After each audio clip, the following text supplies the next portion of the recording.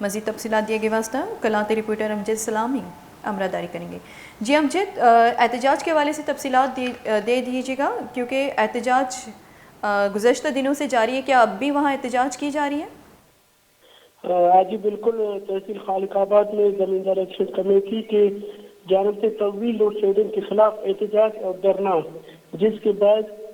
کراچی قومی شاہراہ بلاک گاڑیوں کی لمبی قطاریں لگ گئی۔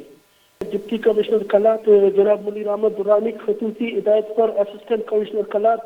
جانبے بلوچ خالق آباد پہنچ کر زمینداروں کے ساتھ مذاکرات کے بعد ٹریفک اور قسم کے لیے کھول دیا گیا۔ ٹھیک ہے امجد، بہت شکریہ تفصیلات دینے کے لیے۔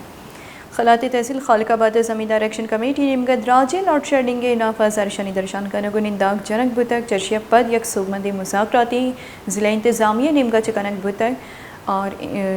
انتظامیہ مذاکرات چی پد استظار شانی الاس کنک بتک نندا کے سبق کوئٹہ کراچی مزندک ٹریفک کے واسطہ بند کنک بتک دو ہی نیمگا گاڑیاں ندراجی خطار لگے تک ضلع انتظامیہ ہاں زارشانی کنو کا گو مذاکرات کو تک وہی زارشانی الاس کنک تک